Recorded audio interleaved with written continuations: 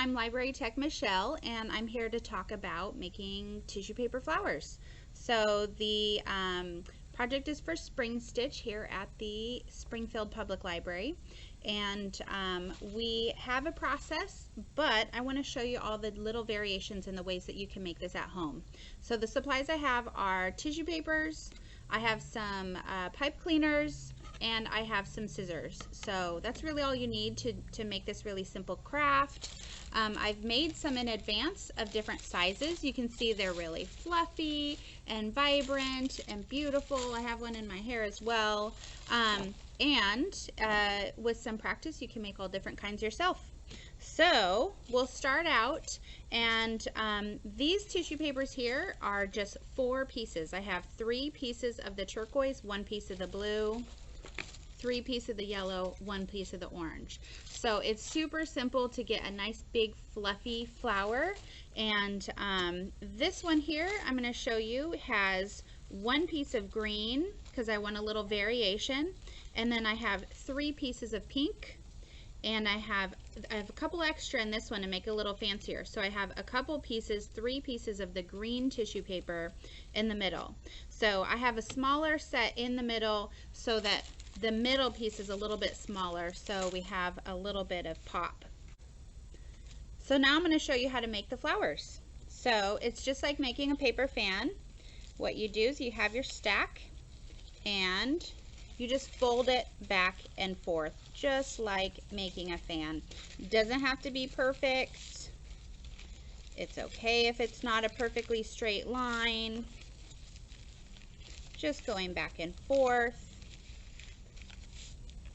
And so one thing that I do to make sure it looks a little bit more polished is after I make my paper fan and it's nice and flat, I will take the scissors, and you can either cut the tips off in a point, or you can round it.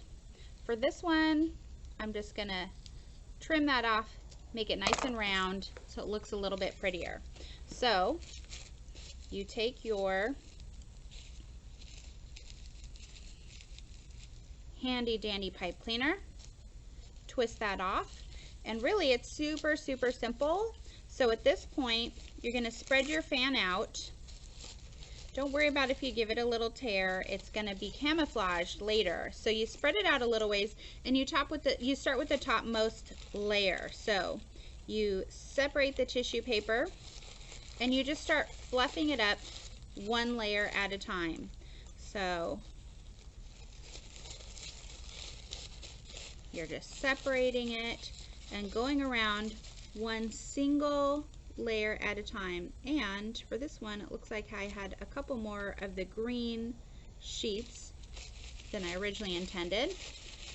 So, and it's important to just do 1 piece of tissue paper at a time because you want that full body flower. You want that full fluffiness. So the individual layers is what gives it that fullness. So use as few or as many layers as you'd like. You know, the fluffing is what gives it that big body. So it really doesn't necessarily matter how many layers you have. The more layers, the more complex. It looks really cool, but it's perfectly fine to keep it super simple. So as you can see, it's starting to take shape. So we have just the middle portion. I don't really know the names of the different parts of the flower. I know you have the stamen, right? You have the petals. I don't know what that little middle part is called, but if you use a nice bright contrasting color to the rest of your flower, then it really pops and it looks really pretty. So let's get this separated.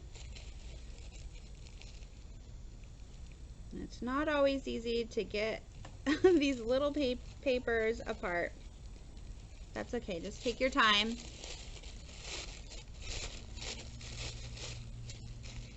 All right, almost there.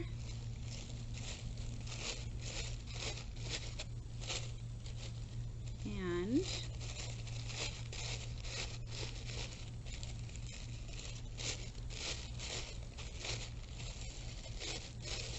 right, and then even that back layer, you shape it. So see how I had torn that? Really, it's all kind of crinkled and it can be tucked in. And at that point, you just kind of look at it and you shape it. And, you know, artfully crinkled, artfully fluffed. And at the end,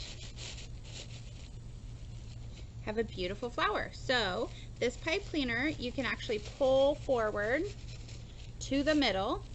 And if you want to get really fancy with it, then, you know, you can crimp it or twirl it just to make it kind of fun.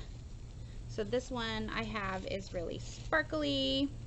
You can add a couple pipe cleaners if you want to have it going crazy out the middle.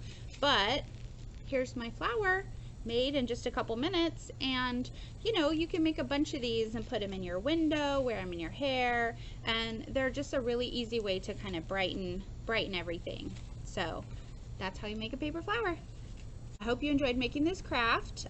Feel free to sign up for a Springstitch event. Just go to wheremindgrow.org/events/Springstitch to sign up, get a kit at our curbside, and I hope you enjoy.